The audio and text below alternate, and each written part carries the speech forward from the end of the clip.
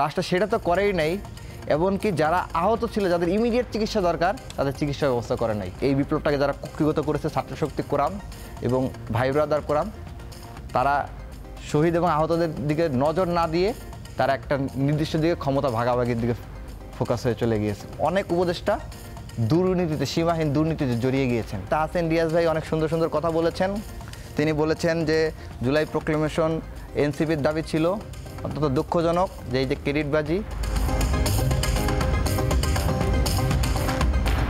আপনারা আন্দোলনের সময় রাজপথে ছিলেন, গ্রেপ্তার হয়েছেন, গুম হয়েছেন।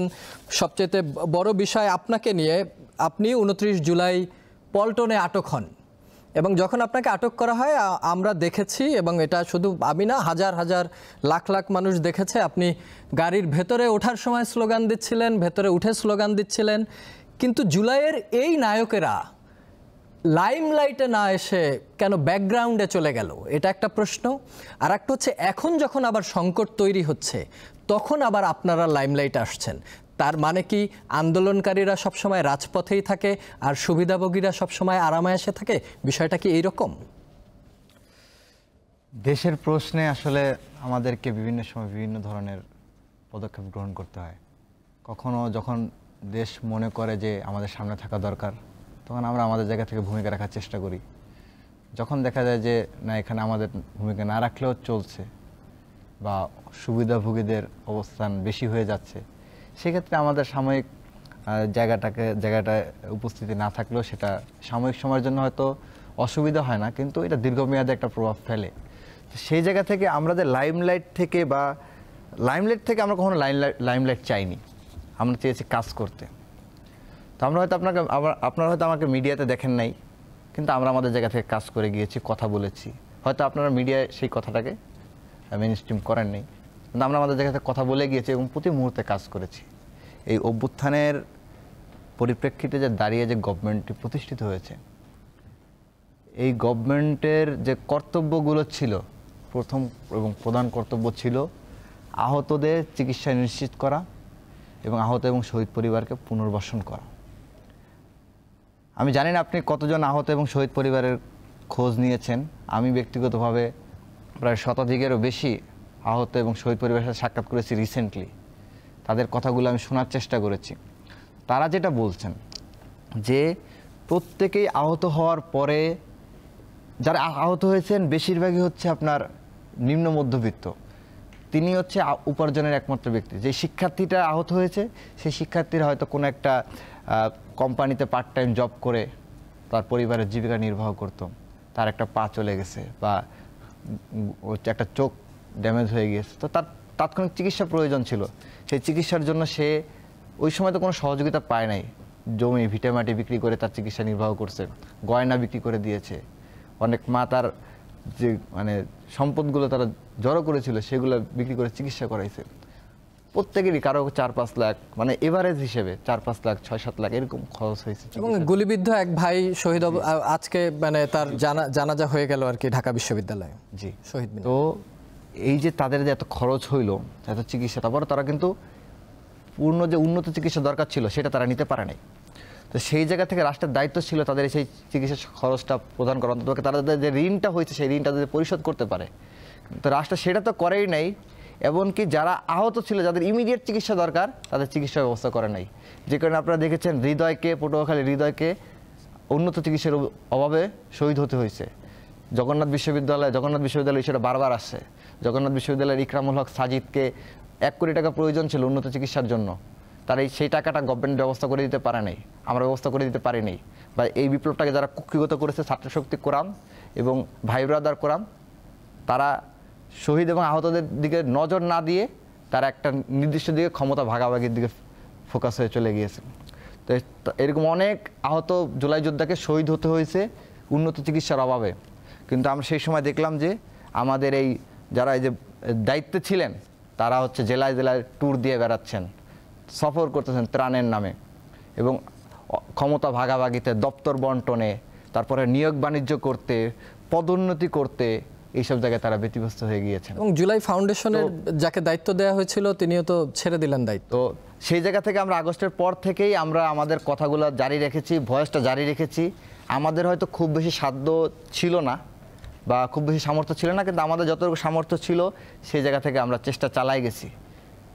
এবং এখন আপনারা যে মিছিল করছেন গত 2 দিন ধরে এবং 3 দফা দাবি, এই 3 দফা দাবি যদি একটু বলেন যে কোন কোন দফাগুলো নিয়ে আপনারা এখন আন্দোলনে আছেন বা রাজপথে আছেন? জি, তো যে পরিস্থিতিতে আমরা কাজ করে যাচ্ছিলাম, কথা বলতেছিলাম, একটা পর্যায়ে মানুষ বুঝতে শুরু করলো যে এই অভ্যুত্থানের উপর যারা এই বিপ্লবটাকে যারা কুক্ষিগত করেছে তারা বিপ্লবটাকে ধারণ করে না, মূলত ব্যক্তি স্বার্থ এবং নিজেদের ফায়দা হাসিলের চেষ্টাকে তারা প্রাধান্য মনে করছে। তো সেই পরিপ্রেক্ষিতে মানুষ তাদের উপর থেকে সমর্থন হারিয়ে নেয় এবং আমাদেরকে আমাদের জায়গা থেকে যে আমরা যে কাজ করতেছিলাম সেই কাজগুলোকে তারা সমর্থন দিতে শুরু করে। তো তখন সেই জায়গা থেকে আমরা, যেহেতু গভর্নমেন্টের দাবি ছিল আওয়ামী লীগকে, অভ্যুত্থানের দাবি ছিল আওয়ামী লীগকে নিষিদ্ধ করা, জুলাই ঘোষণাপত্র প্রদান করা, তো সেই জায়গা থেকে সেই দাবিগুলো যখন গভর্নমেন্ট মেনে নেবেন এরকম প্রকাশ্য ঘোষণা দিয়ে দেয়, তখন আমরা এই জুলাই ঐক্য গঠন করি এবং জুলাই ঐক্য গঠন করার 4-5 দিনের ভিতরে কিন্তু আমরা আওয়ামী লীগকে নিষিদ্ধ করতে সক্ষম হই এবং আমাদের একটা ভূমিকা রাখার সক্ষম হয় এবং জুলাই ঘোষণাপত্রের কমিটমেন্ট আদায় করতে সক্ষম হই। তো আমাদের দাবি শুরুতে 3 দফা দাবি ছিল যখন আমরা ঐক্য গঠন করি। একটা হচ্ছে আওয়ামী লীগকে নিষিদ্ধ করতে হবে, দ্বিতীয়ত হচ্ছে জুলাই ঘোষণাপত্র দিতে হবে, তৃতীয়ত হচ্ছে শাপলা গণহত্যা, পিলখানা হত্যাকাণ্ড সহ জুলাই গণহত্যা সহ সবগুলো অপকরণের বিচার করতে হবে। সেই আলোকে আমরা কাজ করে গিয়েছিলাম এবং পরবর্তীতে সেই দাবিগুলো মেনে নেওয়ার পর এখন আবার একটা সংকট তৈরি হয়েছে যে আপনারা দেখেছেন যে জুলাই ঘোষণাপত্র যখন দেওয়ার দাবিটা ইন্টারিম গভর্নমেন্ট মেনে নিয়েছে, তখনই ভারতের এদেশীয় যে সকল প্রক্সি শক্তিগুলো রয়েছে বিভিন্ন সেক্টরে এবং রাজনৈতিক দলে তাদের ইঁদুরের মতো ছোটাছুটি শুরু হয়ে গিয়েছে কিভাবে এই প্রোক্লেমেশন বা ঘোষণাপত্রটাকে আটকানো যায় এবং কীভাবে এই ইন্টারিমকে ব্যর্থ করা যায়। তো সেই জায়গা থেকে মানুষের চাওয়া ছিল এবং আমাদের প্রতি মানুষের কমিটমেন্ট ছিল যে এই অভ্যুত্থানটাকে আমরা ধরে রাখবো। সেই জায়গা থেকে আমরা 3 দফা দাবি ঘোষণা করেছি যে প্রথমত হচ্ছে যারা জাতিকে বিভাজিত করতে চেষ্টা চালিয়েছে, ভারতের প্রক্সি হিসেবে ব্যবহৃত হয়েছে এবং নিজেদের ব্যক্তি স্বার্থের কথা চিন্তা করে মাহফুজ আলম সহ যারা এই ঐক্যটাকে বিভাজিত করেছে তাদেরকে বিচারের মুখোমুখি করতে হবে, চিহ্নিত করতে হবে। আর দ্বিতীয়ত বলেছি উপদেষ্টা পরিষদে অনেকে রয়েছেন যারা হচ্ছে মূলত অভ্যুত্থানের মুখোশ পরে ভারতের প্রক্সি হিসেবে ব্যবহৃত হচ্ছেন, প্রক্সি হিসেবে কাজ করছেন। তো এই উপদেষ্টা পরিষদ এবং অনেক উপদেষ্টা দুর্নীতিতে, সীমাহীন দুর্নীতিতে জড়িয়ে গিয়েছেন। তাই দুর্নীতিবাজ এবং ভারতীয় প্রক্সি হিসেবে ব্যবহৃত দেশবিরোধী উপদেষ্টাদেরকে অপসারণ করে উপদেষ্টা পরিষদ পুনর্গঠন করতে হবে। আর তৃতীয়ত হচ্ছে এই যে বর্তমানে সংকটটা তৈরি হয়েছে, এই সংকটটার মূল কেন্দ্রবিন্দু হচ্ছে জুলাই ঘোষণাপত্র। কে চাইলো আর কে চাইলো না এটা দেখার বিষয় না। জুলাইয়ের 2000 শহীদের রক্ত এবং 1.5 লক্ষ আহতদের রক্ত ম্যান্ডেট দিয়ে গিয়েছে জুলাই ঘোষণাপত্র দিতে হবে। কে চাইলো আর কে চাইলো না সেটা দেখার বিষয় না। ছাত্র জনতাকে যে ঘোষণা আপনারা দিয়েছেন 30 কর্মদিবসের ভিতরে জুলাই ঘোষণাপত্র দিবেন, সেই ঘোষণাপত্র আপনাদেরকে দিতে হবে এবং কেউ যদি বাধা দেয় তাহলে তাকে কিভাবে প্রতিহত করতে হয় ছাত্র জনতা সেটা ভালোভাবে জানে। আর আমি আরেকটু অ্যাড করতে চাই, তাহসিন রিয়াজ ভাই অনেক সুন্দর সুন্দর কথা বলেছেন। তিনি বলেছেন যে জুলাই প্রোক্লেমেশন এনসিপির দাবি ছিল, অন্তত দুঃখজনক যে এই যে ক্রেডিটবাজি বা উনি হয়তো জানার ঘাটতি থাকতে পারে। জুলাই ঘোষণাপত্র প্রথম আলাপটা আসে হচ্ছে 3 আগস্ট না 2 আগস্ট আমরা আলাপ আলোচনা করি।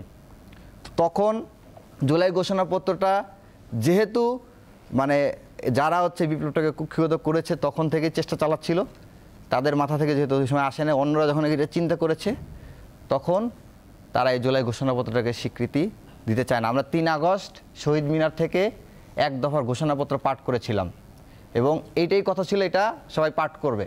মোটামুটি শুরু থেকে ইনিশিয়াল এই আলাপটা ছিল, কিন্তু পরবর্তীতে আমরা দেখি যে 1 দফার ঘোষণাপত্র যখন মিডিয়াতে দেওয়া হয় তখন আসিফ মাহমুদ সে বিবৃতি দিয়ে বলে কারোর সাথে আলাপ না করে যে এই ধরনের কোনো ঘোষণাপত্র আমরা দেই নেই এবং তারা ঘোষণাপত্রটা ওই দিনই আটকে দেয়। ঘোষণাপত্র কিন্তু 3 আগস্ট হয়ে যেত, যখন 1 দফার ঘোষণা দেওয়া হয়েছে তখন কিন্তু এটা হয়ে যেত, তখন তারা এটা আটকে দেয়। এবং এর পরবর্তীতে এনসিপি গঠন হয়েছে কবে? সেই দিন। এরপরে কিন্তু জুলাই ঘোষণাপত্রের দাবিটা বারবার আসছে, বিভিন্ন মহল থেকে আসছে। এই বিষয়ে আপনার যে অভিযোগ সেটা নিশ্চয়ই তাহসিন রিয়াজ এটার জবাব দিবেন। আমি আরেকটু বলে শেষ করি ছোট করে, যে তো এই জায়গা থেকে যে তিনি যেটা বললেন যে এনসিপির সাথে বা এনসিপি ব্যাক গভর্নমেন্ট না ইন্টারিম বা এনসিপির গভর্নমেন্ট না, এটা যদি আপনি প্রমাণ করার চেষ্টা করলেন সেটা অনেকাংশেই অসত্য যে এনসিপির দাবি এটা মেনে নেয় নাই। এটা মূলত ইন্টারিম গভর্নমেন্ট এবং তাদের তল্বিবাহক যারা রয়েছেন, যারা আছেন, তারা মিলেই হচ্ছে এই মানে বিভিন্ন কোনো রাজনৈতিক দলের প্রেসারে বা তাদের আস্থাভাজন হওয়ার জন্য এই জুলাই প্রক্লেমেশনটা আটকে দিয়েছে।